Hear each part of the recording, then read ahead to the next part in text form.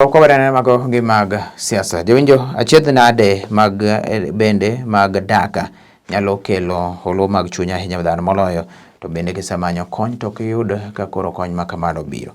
Mano omiyo jafwambo marwa Valin Mbori bende koro no omiyo sigana mar Cynthia Wile ma bende koro keto kwayo mathoth ahinya ne jotelo. En achiedh nade ma bende koro seno kwayo mathoth ahinya kendo koro report ma kamano imiyo gi jafwambo Valin Mbori bende nolosno go machalo kamae.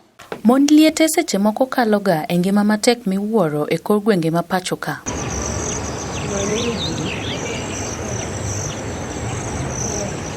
Achiedh nade mamoko kuomgi kaloe gin kaka onge mar chiemo, onge mar lewni manyalo rwaki, ot makare ma ginyalo dakie kata koso nyalo mar puonjo nyithindgi.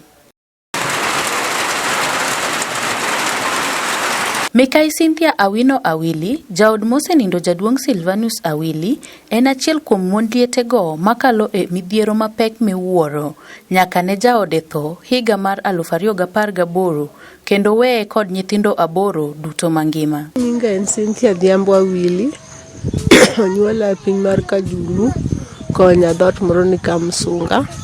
Janyuolna niluongo ni Alicia Godon Odongo nosetho. Koro sani tadak kodwa kae mana yude dak kuom jaduong' miluongo ni Silvanus Awili Kamori. Wadak kamano, onyuolo kod nyithindo 8, aso tho duogo kawe 2018 dwe mar 3 ema nothoe. Koro nyaka kanyo ananage nyithindago e dala kar kae indigo. Cynthia, ma bende notedo ne mosenindo Silvanus kaka dhako mar 2, osebedo kakalo e ngima matek miwuoro. Onge mar tich, pesa, chiemo, to malit miwuoro en ni oonge kata ot monyalo dakie, ka gisani odak gi nyithinde 8 e od nyieke, ma bende chwer kendo poni koth chwe otieno to chunogi ni nyaka gichung' malo nyaka koth chogi. Ngimane to kosebet maber ahinya nikech ne an mama wa kampo. Abiro kayudo ka chiege maduong' nosetho, manoweyo nyithindo bende 8, nyiri 4 gi yawuoyi bende 4. Koro bang'e no kotupo 2015 wuoyi machogo notho e higi ka ja 19 years ka notho e yor derruok. Koro an nantie ka gi joka nyiekago. Kata wadak to wadak maber ahinya nikech kata wuoda maduong' mane dala kani be chanda seche te threaten ngimana, ngima nyithindo.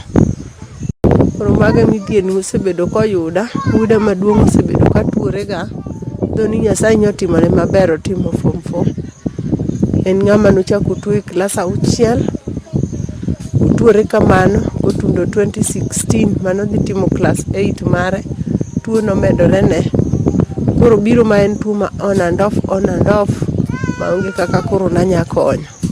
Nyasaye ochako kure motimo penj manokalo maber. Otieko higa achiel 2017 ka en dala te koko dhi e skul. Ka nikech lwedo maonge hudo ka wuon gi osechako tuo, wuon gi ne ni piny. Wuon gi ne fundi notur. Koro tieko 2 years koyware piny kapod okonya wuotho e koduogo tho. Koro nomiyo nyathina notieko 2017 piny. Eka bang'e no Nyasaye noduogo miya teko tok tho babagi. Koro nachako tich, naluoko ne ji kenyari, tayudo pesa matin manaterego skul.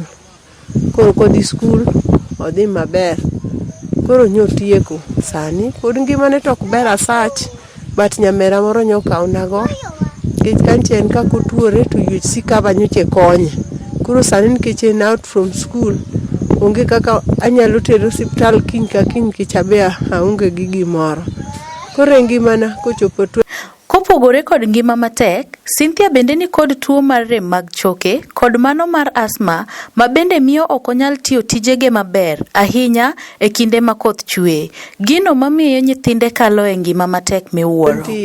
2012 kan gis nyathina mawuoyi mar 3 koro ne tuo moro no natuoraga kabisa gi ich mana dak hospital. Koro kanopima nodga ni an gi arthritis mar backbone.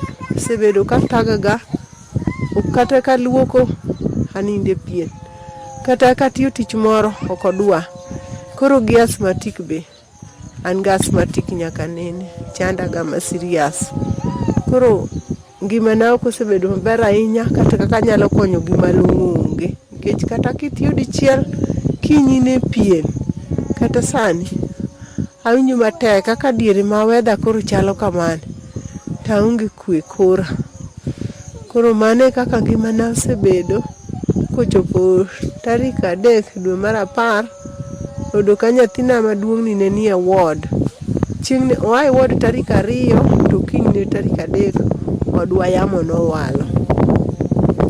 Koro wasebet mana kwa jote mano higa mane 2021 dwe mar 10 tarik 3 ema odwa ne yamo go piny. Koro wadong' ka wajota jote jikon ka. Koro nikech odno be chwer. Koro ngimawa ok osebet maber kanyo, en wasiko mana ka watuore nikech ka koth chwe maber kata gotieno chuno ni ang' ichung' nyithindo mi akaw tandarua bas go gik moko ka koth chwe eka wachak wanindi. Koro mano be shida ma wan go. Mikai Cynthia kwayo ng'ato ang'ata manyalo bedo kod chuny mar konyo okonye oyud kaka onyalo dak, kaka onyalo gero ot magidakie, kendo bede kaka onyalo puonjo nyithinde ma bende notimo penj mar KCPE kendo nolung e skund sekondar ma Kibos, kata kamano oonge kod omenda monyalo tere godo skul. Asetemo masedhi e CDF, asedhi ding'eny. To kadhi ginyisa ni andik barua, asedhi nyaka ding'eny gi tienda. Barua no be nasendiko maginyisa ni wago picha ot, nyaka pichni wakaw mar dala, nyaka gik manadhigo osiptal manyiso ni atuo adier mane wasetero. Koro pok gibiro mondo ginyiswa feedback. Kata mana last week atwange ne manadhiga kuro chieng' mane koth ochwega maduong' cha. Nadhiga mondo anyisgi ni gibi gine kata giwang'e ka gipana wuondogi.